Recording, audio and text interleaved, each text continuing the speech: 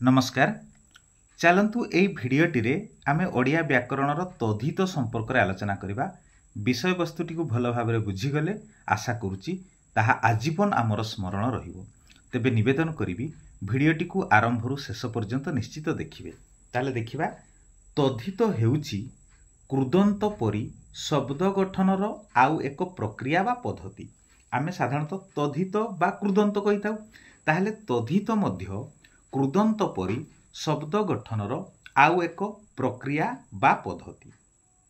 ताहले कौन होइताय ना तद्धित रे शब्दरू शब्द गठित हुए।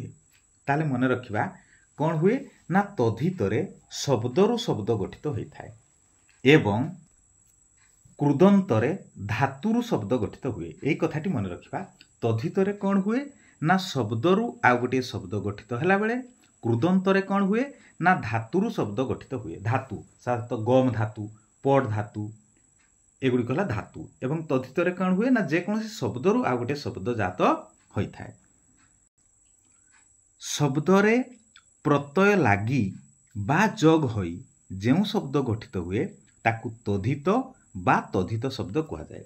बुझिबा कथाटी ना जेकोसी शब्द रे प्रत्यय लागिबा द्वारा जेउ शब्द गठित हुए ताकू आमे तद्धित कहिथाउ बा तद्धित शब्द कहिथाउ। केते गुडी उदाहरण देखिबा जेमिति मनु युक्त अ समान मानव। मनु होची एठी गोटे शब्द ये धातु नुहे अ होची गोटे प्रत्यय। ताहले मनु शब्द रे अ प्रत्यय लागि हैला कोन ना मानव। ठीक सेमिति देखिबा पुत्र युक्त अ समान पौत्र।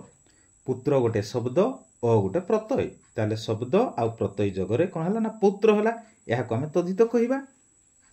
आउ केतोटी उदाहरण देखिबा जेमिति पृथा युक्त अ समान पार्थ। पार्थ कहले अर्जुन। ए पृथा गोटे होची शब्द अ होची गोटे प्रत्यय। ठीक सेमिति रावण युक्त इ समान रावणी। एटी इ होची प्रत्यय रावण होची गोटे शब्द। अदिति युक्त य समान आदित्य। अदिति होची गोटे शब्द य होची गोटे प्रत्यय। ताहले आमे बुझी गले कि शब्द रे प्रत्यय लागी बा जोग होई जेउ शब्द गठित हुए ताकू तद्धित बा तद्धित शब्द कहा जाए। गोटिए कथा मन रखिबा तद्धित रे शब्दरू आउ गोटिए शब्द जात होउथिबा बेले कृदंत रे धातुरू आउ गोटे शब्द जात होई थाए। एबे बुझिबा तद्धितर अर्थ कोन। तद्धित शब्दर अर्थ कोन। अच्छा तद्धितर अर्थ हला ताहार हितकारी अर्थात तत् युक्त हित समान तद्धित। तत् कहले ताहार हित माने उपकार तेणु ताहार हितकारी।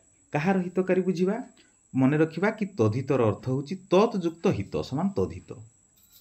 ताहले आमे जो जानिले तत् युक्त हित कहले ताहार हित एठी ताहले काहार हित ना ताहार कहले मूल शब्दर तद्धित प्रत्यय द्वारा मूल बा प्रथम शब्दर उन्नति हुए अर्थात नूतन शब्द सृष्टि हुए।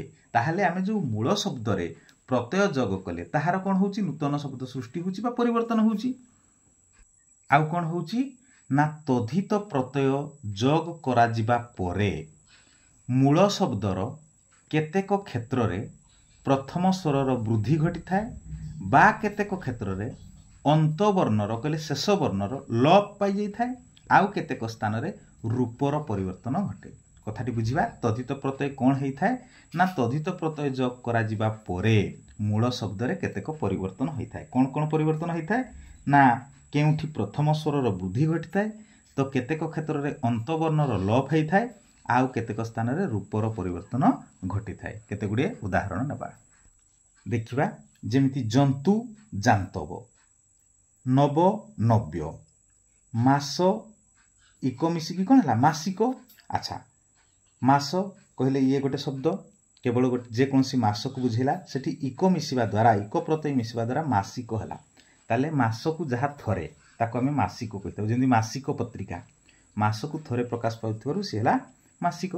ठीक सेमिति पवन युक्त इ समान हला पावनी। ताहले हमें बुझी गले कि तद्धित प्रत्यय जोग करा जिबा परे मूल शब्द रे केतेक क्षेत्र रे प्रथम स्वरर वृद्धि घटिबा सहित केतेक क्षेत्र रे अंत वर्णर लोप होउची आउ केतेक स्थान रे रूप परिवर्तन घटुची।